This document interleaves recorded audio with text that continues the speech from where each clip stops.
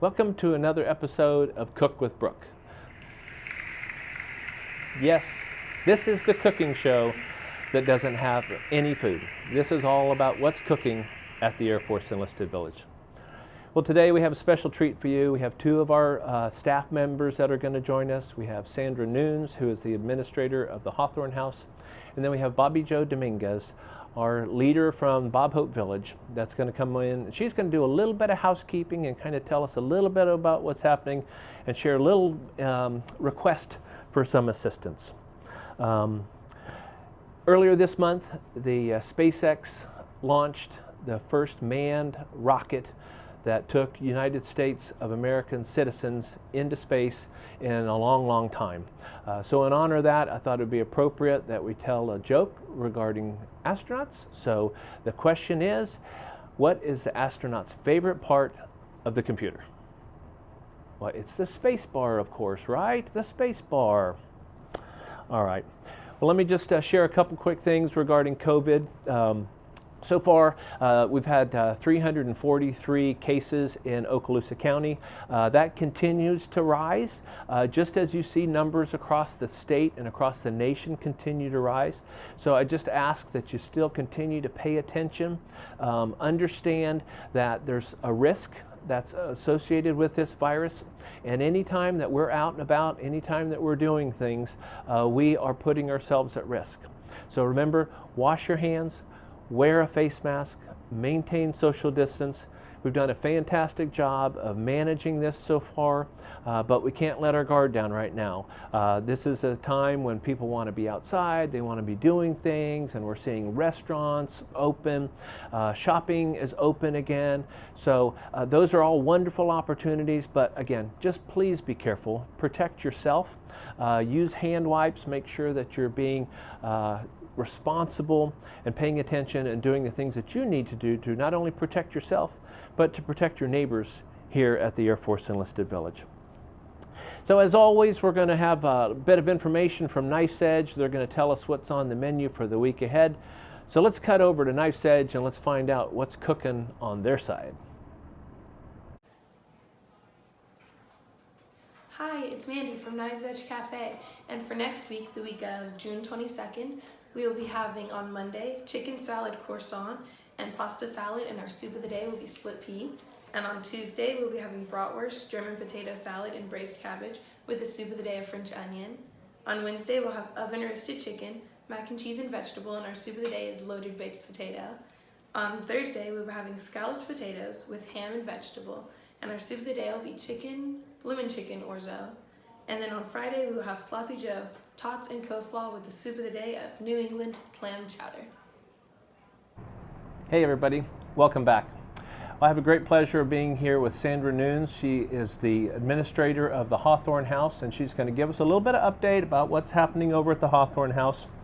But before, if you don't know, and if you haven't had a chance to talk with Sandra, she's retired Chief Master Sergeant and has been with us for a little over a year now. And so was going to ask you a little bit about yourself and what kind of surprises you about retirement now that you are in the Blue ID Card Club? Well, I was just driving into work the other day, and I said to myself, I got to go pick up my prescriptions at the pharmacy. And my second thought was, darn, I got to wait in that line. So being a former pharmacy chief, I never had to wait in line.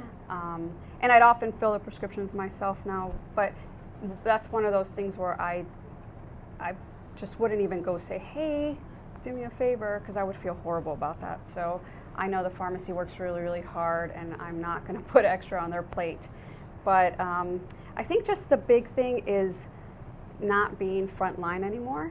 And the honest truth is that I don't even think chief anymore, per se. I think more of administrator. It's a completely different position, kind of the same, but not chief. I think more administrator. So I'm glad my brain has transitioned to that, if that makes sense. It does, and it is, retiring is a big step, and you think when you're approaching it that it's like a cliff that you're going to fall Right. off and it's not going to be okay, but clearly It's okay. everybody manages to get through it. But it is a little bit of a transition.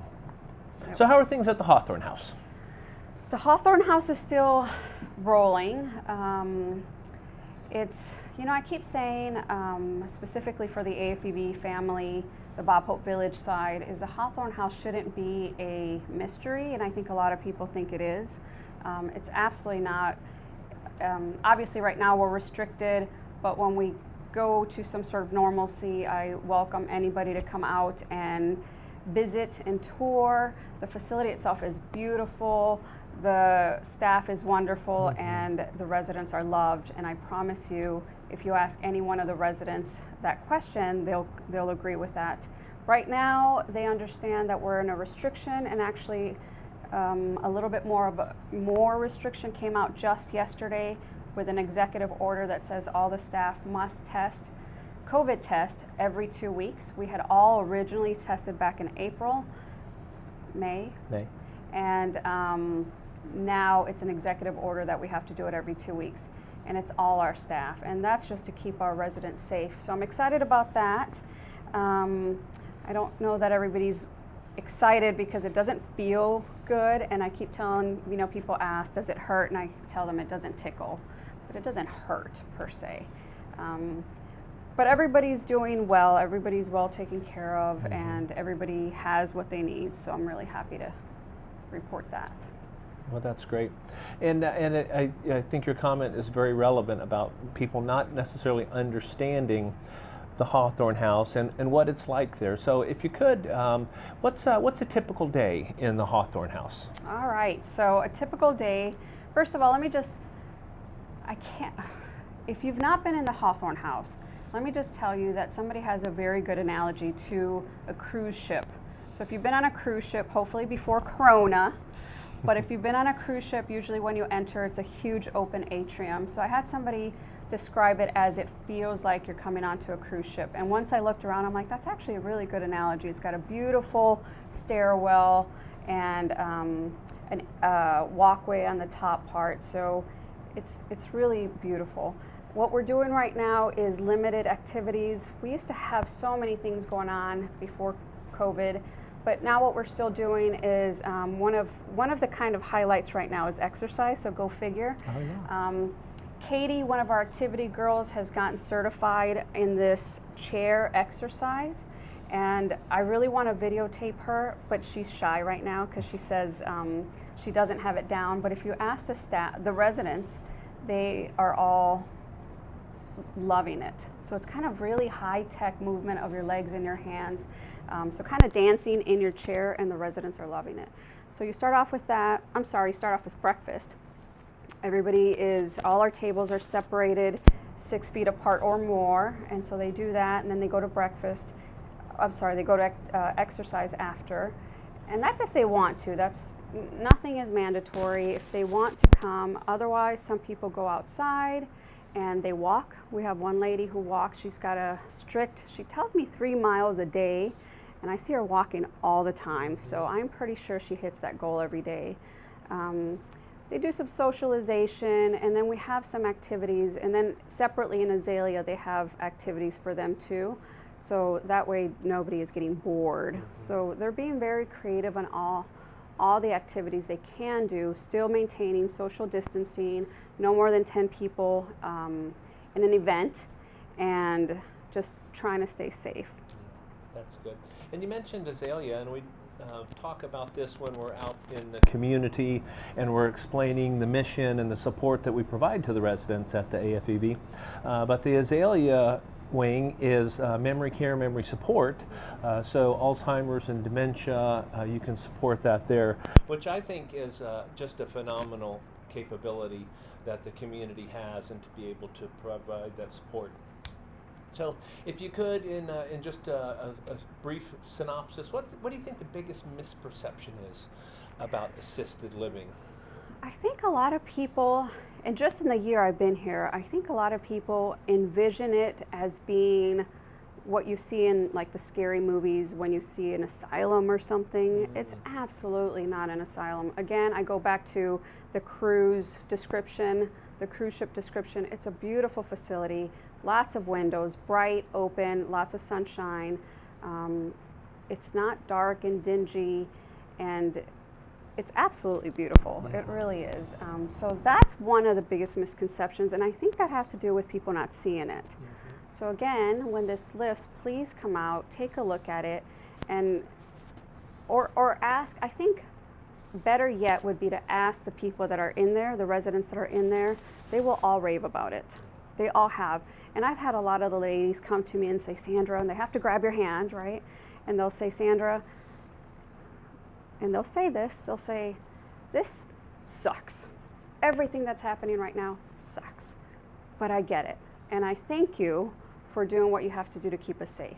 So it's really cool that they preface it with that, but then they acknowledge the fact that it's necessary. So please ask them, if you have friends over there, ask them how they feel and what they think about it. They also will be the first to tell you that they're very happy to be there right now in this moment in time. They will tell you that this is probably the safest place for them to be versus a family member's house or wherever they used to live in the past. So that makes me feel good that they feel comfortable and safe at the Hawthorn House. Well, that's good. Yeah. Well, we appreciate you coming on and talking with us a little bit today and shedding a little bit of light on what's happening at the Hawthorn House. We look forward to having you back again in the future, and maybe some of your fantastic staff can come over and join us as well. And then, of course, when the restrictions are lifted, we're going to try to get some more people over there and really let them get a better sense of what's happening. Yes, so, that's a good idea. So thank you again for joining us. Absolutely. And we'll be right back in just a moment. Thank you.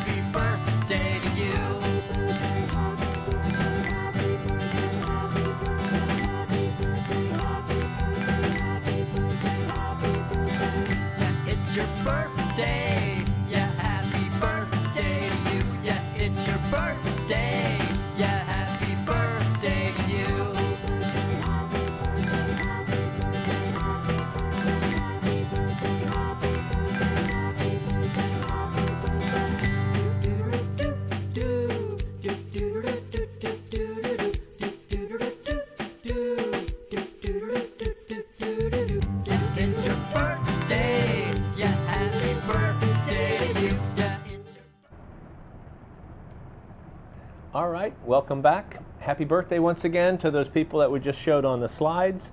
And welcome Bobbi Jo Dominguez to cook with Brooke. She is going to be a repeat offender, I can tell.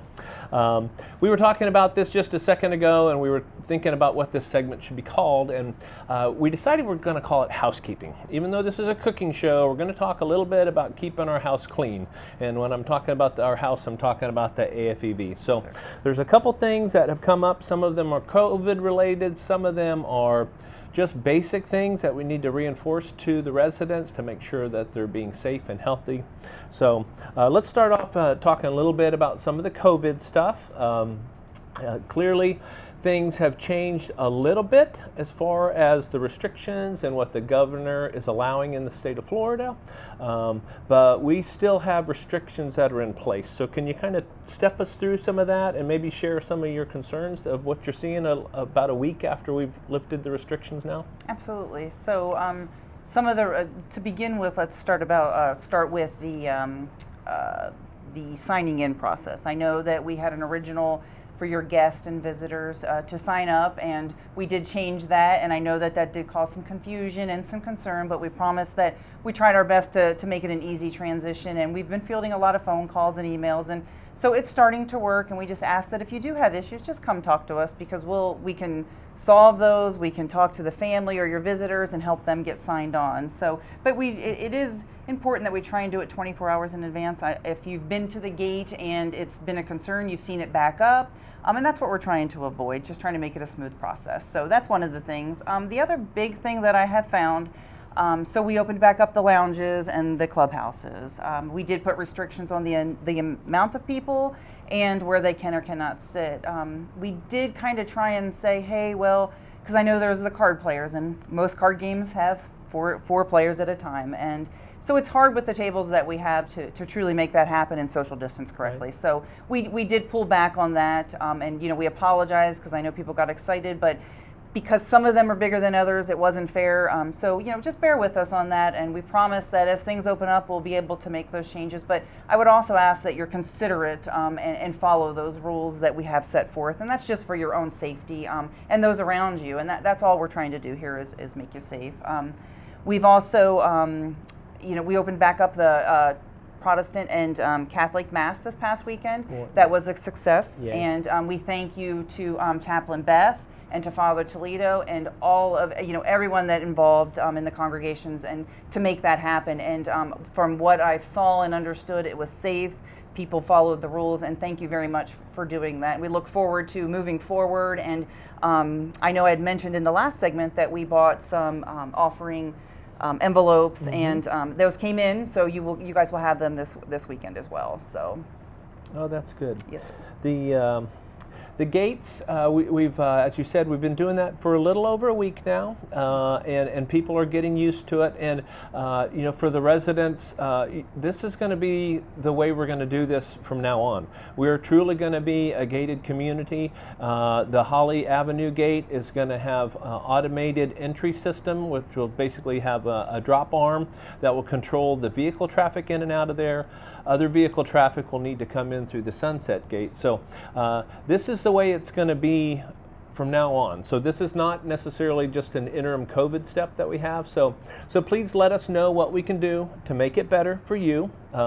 Ultimately, you are the people that are going to be using it the most, and we want it to be user-friendly, and we want it, of course, to be user-friendly for our security folks. We have said many times that the security team that we have and the phenomenal work that they do, they are both the guards that help protect us, and they're also oftentimes the first responders that come running when the pendant is pushed. So incredible amount of work that they do, and we just need to make sure that people understand and be patient. We know that people are getting a little stretched thin sometimes, but we want to make sure that everybody is supporting them and understanding what it is that we're trying to do.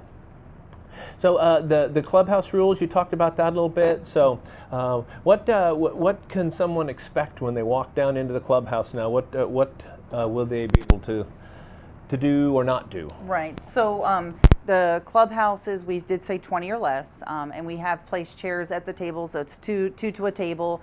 And of course, the clubhouse, they have the sofas and stuff, so we kind of factored those in. So you can weeble. That's easy to do 6 feet apart. There's wipes in there. You can wipe down the controllers before and after, just as a precaution. We are highly suggesting that they wear masks. It's still, if you're around other people, I understand that, there's a lot of couples and you're at home and you do that, but when you're around other people, it's just a courtesy that you could do. And at the tables, I've seen some, there's been some knitting going on, some card games that are going on still with, 2 people. Some puzzles. So, there are a lot of things that you still can do. In the lounges, villages 1 through 4, they're smaller, of course. And we do have also the same thing, 2 chairs per table in there, and it's 10 or less in those. And same things are happening in those. Sophie room is open. You can weeble in there as well, and there's plenty of space to spread out. That's good. And just to reinforce, we're talking about social distancing, not social isolation. So we don't want you not to be out and about and enjoying our incredible community, especially the weather that we've had recently. So please come out, but understand also that the restrictions that we have are what are being translated for us from the Florida governor's directions. So we are only following the rules that are presented to us, and so we're trying to protect our foundation. We're trying to protect all the residents. So we need your help on that.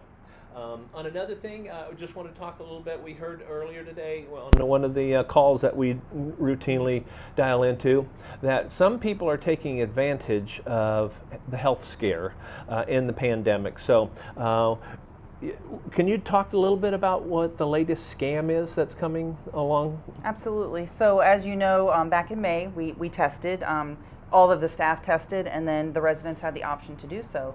And in turn, to get your results, some people got a text message, some got phone calls, so there were different processes. But whenever you received those text messages or phone calls, they only told you one thing, and that was if it was a negative or positive test result. And if it was positive, which fortunately, we were good, that they would have told you that. But there are phone calls that are coming out, and people are pretending to be the Department of Health.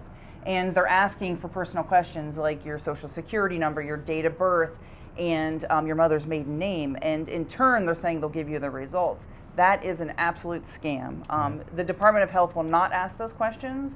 Do not give out those answers. If you feel like it's a scam, I would ask that if you could, write the number down if you see it, and we can report it to the sheriff's office here in town. So. Absolutely. And if you have any questions whatsoever, please don't hesitate to come up and ask a staff member.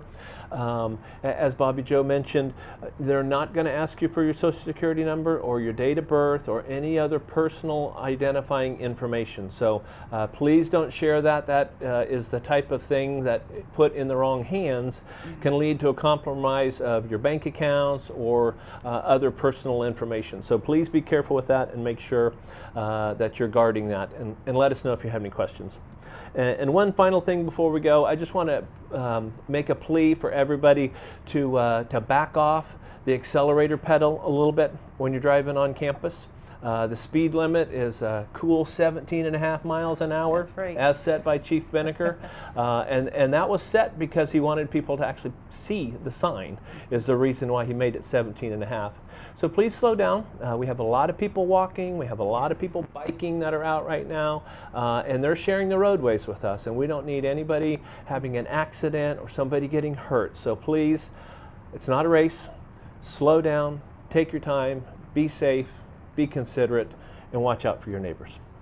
So thank you very much, Bobbi Jo, for being on the show again. Something tells me this won't be the last time that you're here, but thank you for joining us for this little housekeeping segment on AFEV and Bob Hope Village. So we'll be back in just a moment. Thank you very much.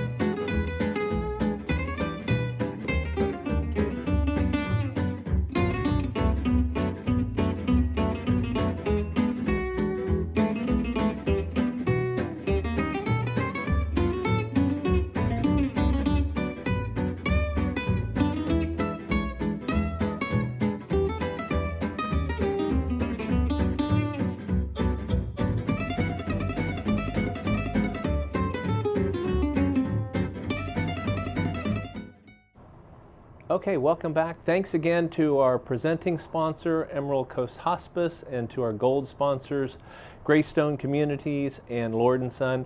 We truly appreciate all the support that you give us. We've been going on a golf theme a little bit here. I think it's appropriate that we slip in an extra joke for you today, just because I know how exciting that is.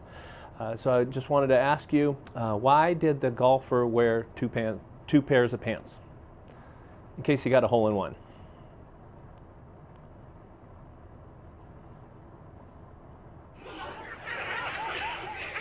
There's the candid sound. That's right. Seriously, this is also the time that we take and we talk a little bit about our trivia. And so last week, we had the trivia question about the LifeSavers. And so we had some answers that came in, and we're going to pick, and the right answer to that was, what was the first LifeSaver flavor? And the correct answer is cherry. And so the winner for this week is Deb Kosh. So congratulations, Deb, and you'll be able to get lunch for two from Knife's Edge Cafe. I know that's wonderful. I know you'll get a chance to enjoy that over there. We are going to wrap up this episode. Thank you again for being here and for giving us a little bit of time and attention. This is really an important piece for us. As we continue on with our golf theme, this week's trivia question is in honor of our Golf Classic, which is this Friday, the 19th of June. So the question is, also known as frog hair or fringe, what is another name for the grass that transitions from the fairway to the putting green? So if you know the answer to that question, you can email that into Scarlett, or you can drop that off up at the front desk, and we'll be able to put your name in for the drawing, and you might be able to get that free meal from Knife's Edge. So again, thank you very much for watching. Next week, we're going to have a special guest on. He doesn't even know he's going to be the special guest, but it's going to be Regan Work. He's going to come on and he's going to talk about IT. So we're excited about that. You know, technology is a huge part of our lives these days, and Regan is the guy that makes it happen at the AFEV. So we're going to bring him on, and we're going to get a little bit more information about what's happening with him and what's cooking in the AFEV IT world. So again, thank you very much for watching another episode of Cook with Brooke. See you next week.